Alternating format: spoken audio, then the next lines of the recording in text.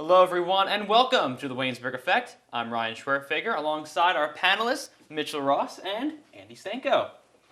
If you haven't watched this show before, each panelist will bring up a current event topic that has an effect on the nation, the community, or even us as college students. Now, each panelist will get an opportunity to give their opinion on the issue at hand. We may even engage also on a friendly debate on the topic. Now, all of us have our own opinions. We do our best to make sure that what we say is backed up with facts so that you, the viewer at home, can not only be more informed, but also more capable to form your own opinions on how the topic we discuss affects you, your family, and your friends. This is the Waynesburg Effect.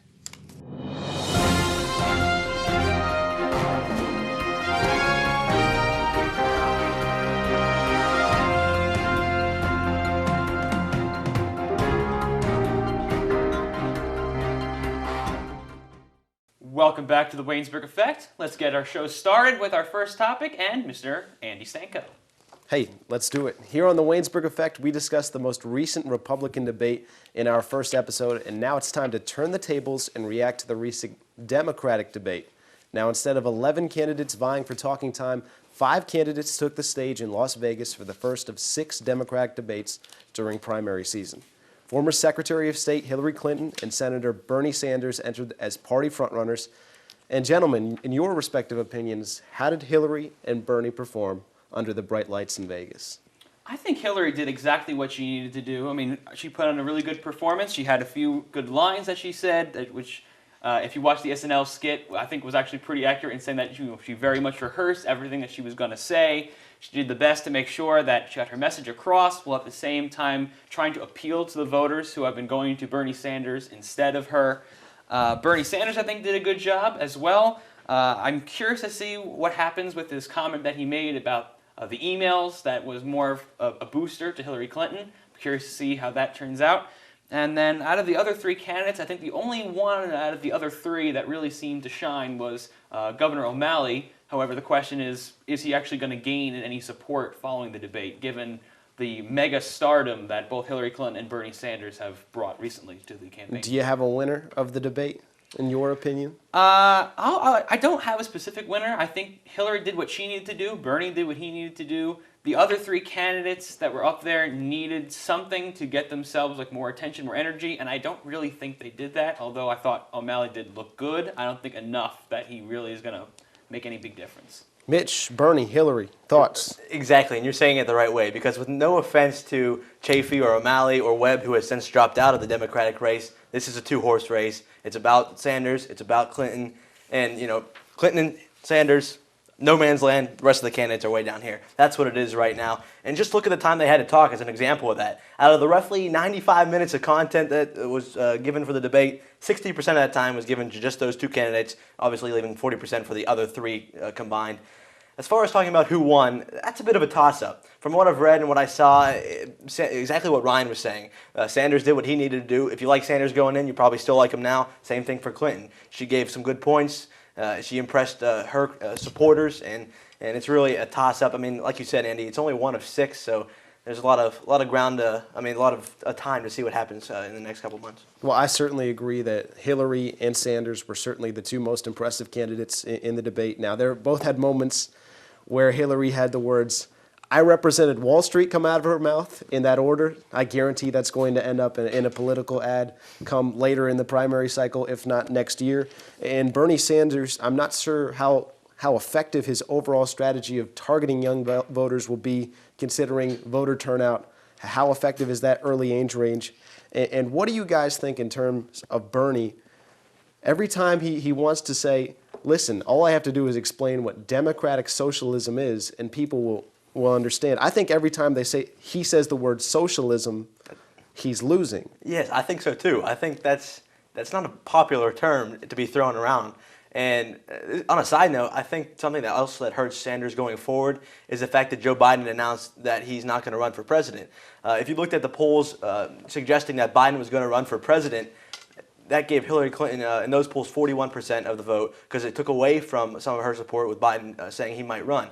Now, polls without Biden in them have Clinton at 56%, an overwhelming and clear-cut favorite. And that really, I think, hurts Bernie Sanders' chances. I mean, I think that he was probably hoping for a Biden run. Yeah, I'm not sure exactly what what we're going to see going forward. Hillary Clinton did have one or two slip up, but at the same time, she did, just by saying one word, to Lincoln Chafee regarding his comment about, do we need someone with maybe greater ethics or without a scandal in the White House? And when Hillary was asked if she wanted to respond, she just said no. Who knew that a two-letter word was going to be one of the most popular and talked about things from an entire debate? But I think kind of going forward, kind of off of what Mitch was saying, Biden is now not in. That's only going to help Hillary Clinton.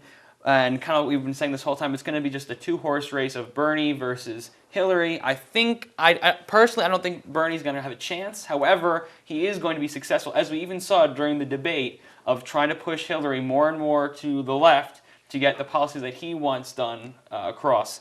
However, in terms of what the actual terms and words, definitely socialism, not a really good word right now. And I think Bernie's maybe trying to change that, maybe to set up someone else coming up in the ranks in the future. But as of right now, I don't think it's really going to be helping his cause. Quickly, is it a problem for Bernie coming out of this debate not being as strong as some of the issues, for example, strong economically, strong climate change, but when you go outside the realm internationally, foreign affairs, that's something that Hillary really dominated during the debate, as well as Sanders' stance on gun control. Is that a weakness for him moving forward? And then we'll get into format for the debate. I don't think it's necessarily a weakness. I always find it funny when people bring up, what are your foreign policy credentials? Okay, well, Hillary Clinton, yes, she was Secretary of State, and obviously that's a nice title to have. But, when you go and ask people on the street or in polls, tell me, what did Hillary Clinton do that was successful as Secretary of State? They can't name anything. So I think a lot of the times, you always hear about everyone wants to have someone with foreign policy experience. All right, well then, compared to just saying those words to actually seeing what your foreign policy experience is, what is it? So I think in that regard, except for the fact Hillary Clinton was Secretary of State, they're both on the same level in terms of foreign policy experience, as with anyone else on the stage. You can even argue maybe Jim Webb has more foreign policy experience because he actually served overseas in the Vietnam War, but now he's not in the race anymore. Mitch, your thoughts on a 5-candidate format rather than an 11-candidate format? Oh, it gives all the candidates a little more time to talk. Obviously, the top candidates are still going to have the most time to talk. Maybe the Republicans should think about doing this, maybe 5 and 5 on their debates, because these candidates want time to talk. The whole thing about debates is presenting your issue to the American public. How can you do that if you have 3 to 5 minutes like some candidates had in the Republican debate? That's simply not fair to them. I do like the format for the CNN debate that they did with the Democrats here. Lincoln Chafee, Martin O'Malley, Jim Webb, any of them presidential material in your eyes, or were they just taking up time on the stage? Last question. Keep it short. Absolutely taking up time on the stage. From Chafee's opening statement about himself, I was kind of laughing because he just seemed like he was the opposite of a presidential candidate. He seemed more of a gimmick up there. No offense to him. The other guys were a little bit more so, but no. I would have to agree. Chafee, not really. Webb, definitely. Definitely he can serve in a future administration.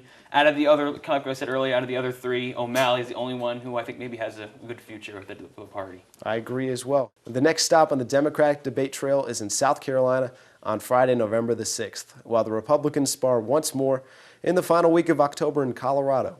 Election Day in 2016 is a little more than a year away, and I have no doubt will return to the political realm in future episodes and seasons. But coming up after the break, we'll discuss a scandal rocking the world of fantasy sports. You're watching The Waynesburg Effect. I think someone at my friend's school has this thing called autism. My friend's brother's son has autism. My neighbor's son has autism. My son has autism. Autism is getting closer to home. Today, 1 in 68 children is diagnosed with autism. That's about a 30% increase in 2 years. Learn more at autismspeaks.org/signs. Daily fantasy sports betting, one of the hottest trends around, has come under intense scrutiny in the past few weeks.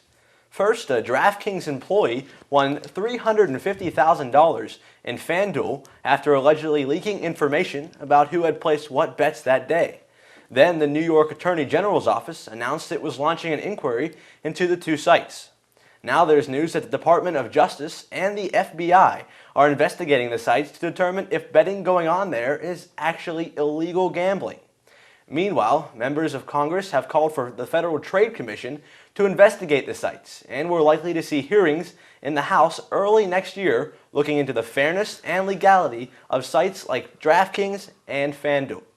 The question we have today is, what will win out, popularity or legality? The sites have spent over $200 million on television commercials and have relationships with almost all NFL teams and major TV networks. But are they operating within the parameters of the law?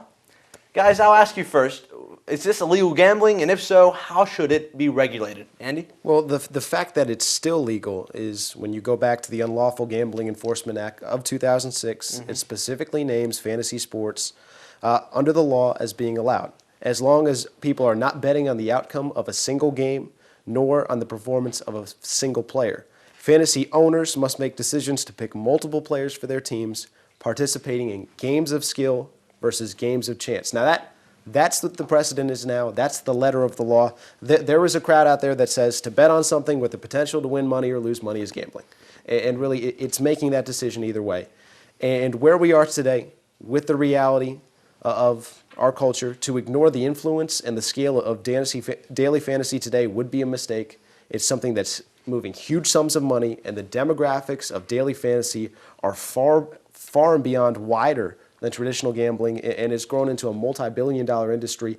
Right now, the letter of the law and the way it's been interpreted and the way that's grandfathered in fantasy, it is legal. Now, for it to become illegal, that would have to be either the bureaucracies get involved or they pass something in Congress. There's a couple of ways to go about this. If you're one of these sites, FanDuel, DraftKings, I think the two most important steps are transparency and self-regulation, because if you don't do it yourself, the government has shown it's going to do it for you. I would ask you the same question, Ryan.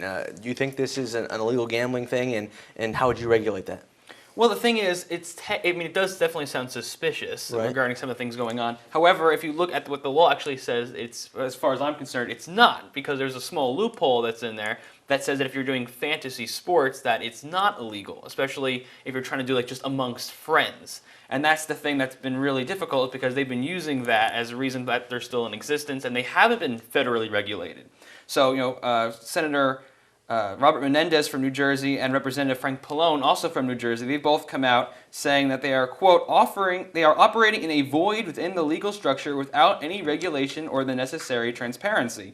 So essentially, they're going to try and see if, as you said in your opening, is there a way that maybe we could regulate it? I think that they should be regulated just like all other fantasy sports, as all other gambling things are. However, I think they just need to also be careful that there are protections that are in place for the people who just want to do something fun amongst individual friends, that the government isn't going to be regulating them. It's only if it's a much larger group of people, or like maybe the internet where there isn't a lot of regulation, that's where it should be more monitored, but hands off for the private individuals just within a really small group amount of people.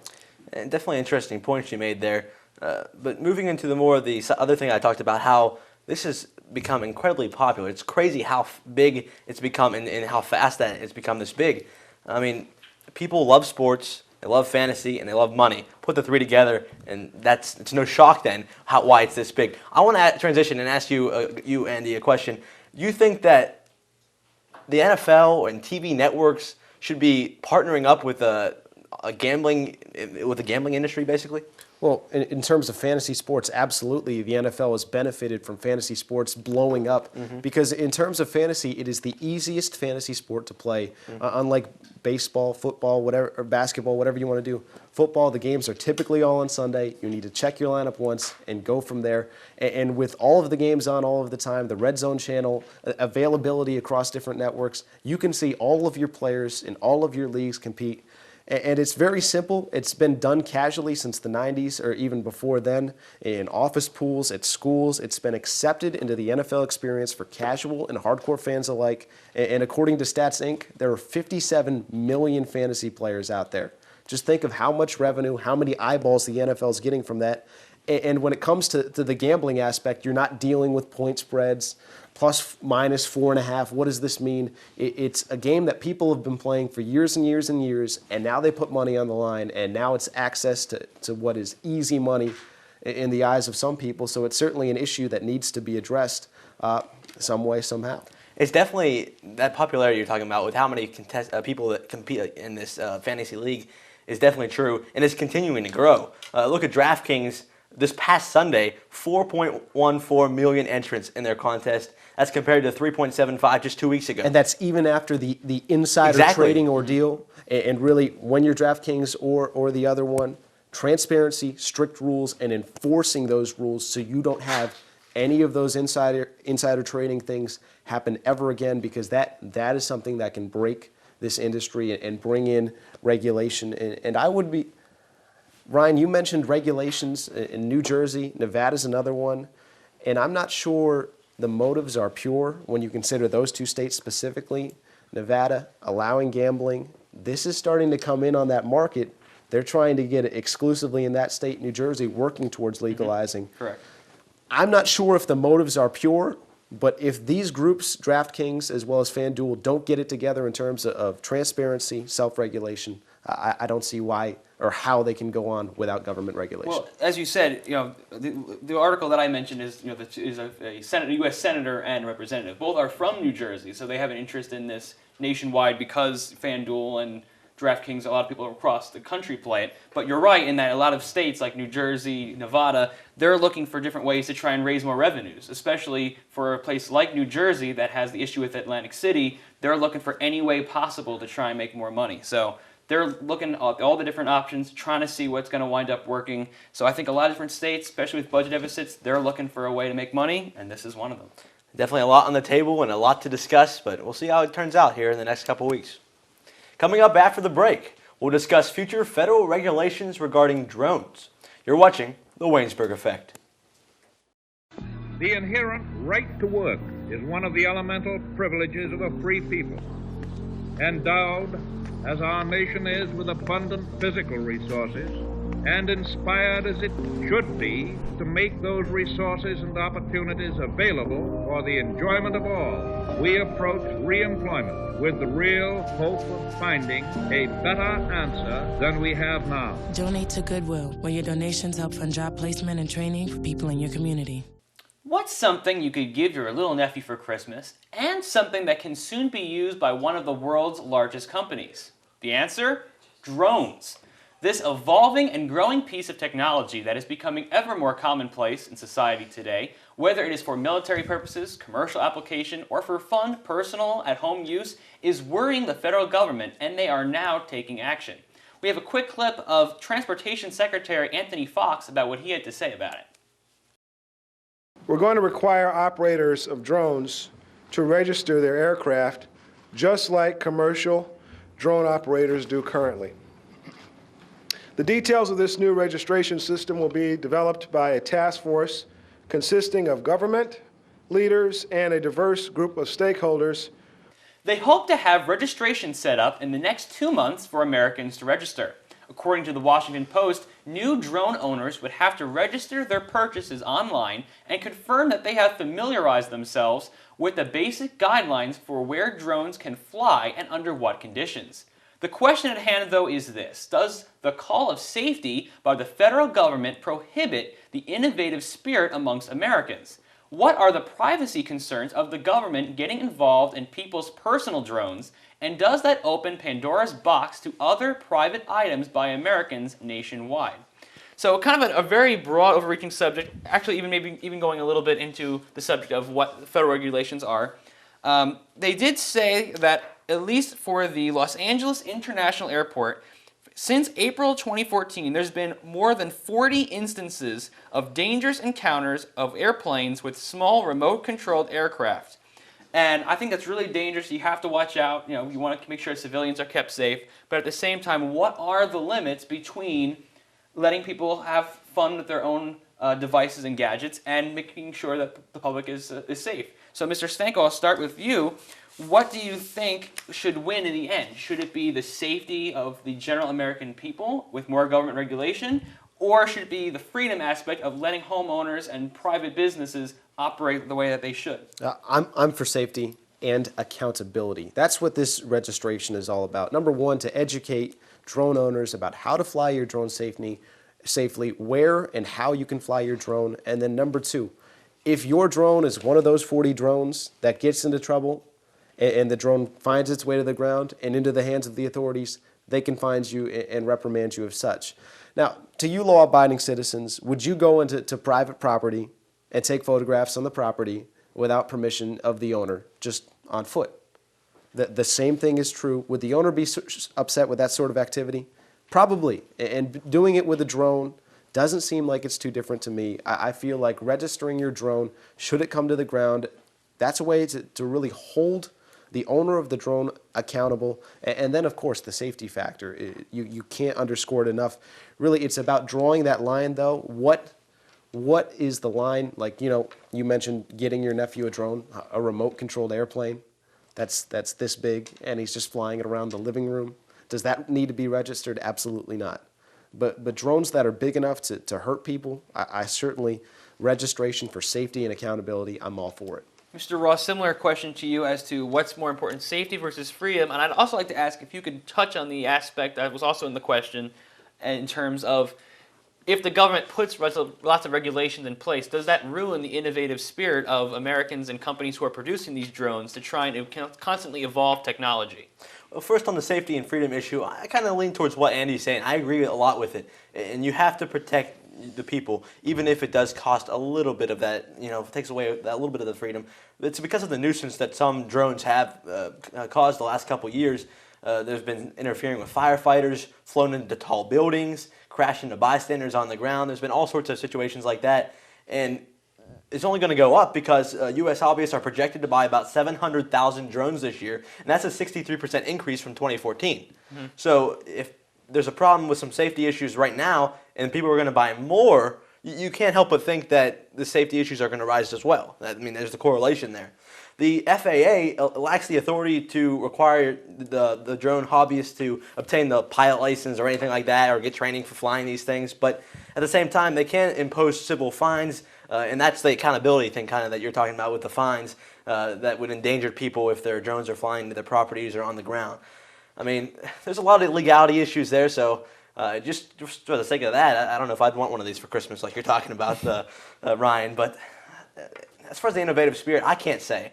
I haven't looked into enough research to say that, because we want to regulate this and take away a little bit of your freedom, that all of a sudden, you can't be innovative and do things with it still. So I would say that it's a fine balance. One way to say it is it's a fine balance between protecting civil liberty or the Statue of Liberty, basically.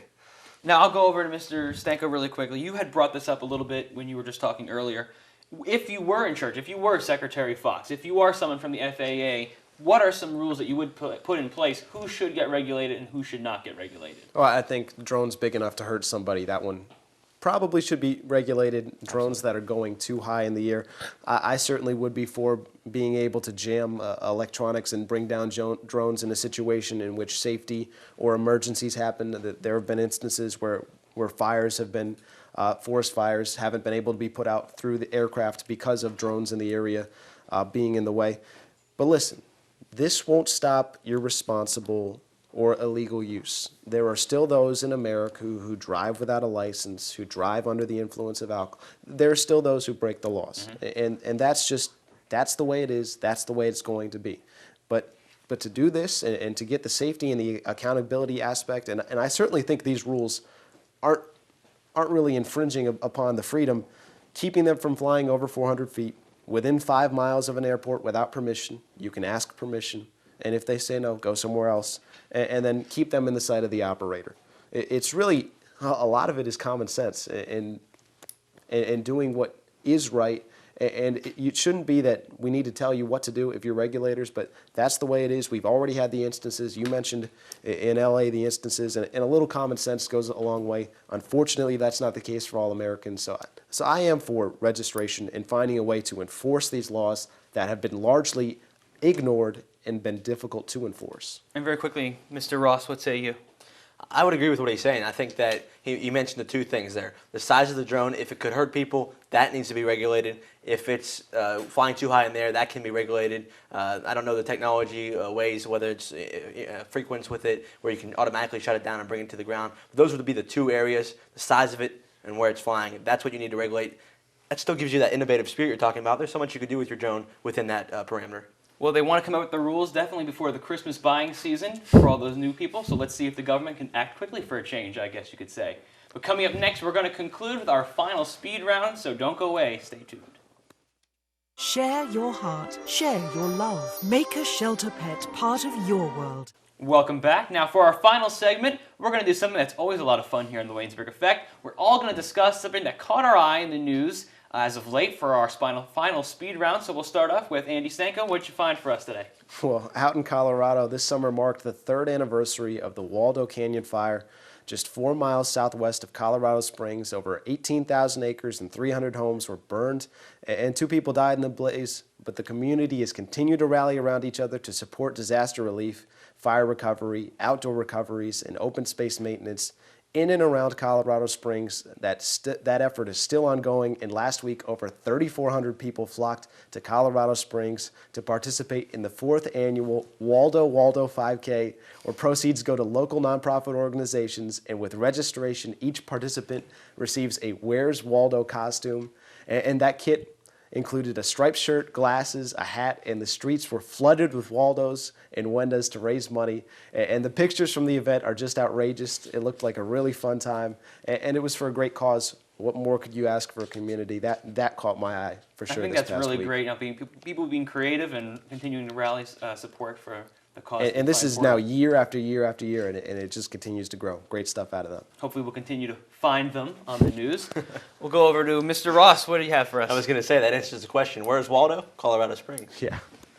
A high school quarterback, Dante Turo, is from a small town near Syracuse, New York. Turo was raised by his parents to give glory to God, especially on the football field. He wanted to do something at the moment he scored to take credit away from himself and give it to God. So last week, after a 73-yard touchdown run, the 17-year-old quarterback raised a single finger to the sky. As soon as he raised his finger, however, a ref tossed a flag. He was penalized 15 yards for unsportsmanlike conduct, excessive celebration. After the game, Turo said, "I talked to the referee and he told me I wasn't trying to do anything arrogant, but the ref told me, don't do it again." Now, granted, yes, this is just a football game. But what happened in New York over the weekend is an example of something that's happening across the country. A lot of times Christians are unfortunately being told to keep those beliefs to themselves. To Dante, though, I say thank you for standing up for what you believe in, and for praising God who gave you the ability to play the game you love. And as I'm sure you would do next time you reach the end zone, I will do right here in front of the camera now. I'll raise a finger to the sky and say, "To God be the glory."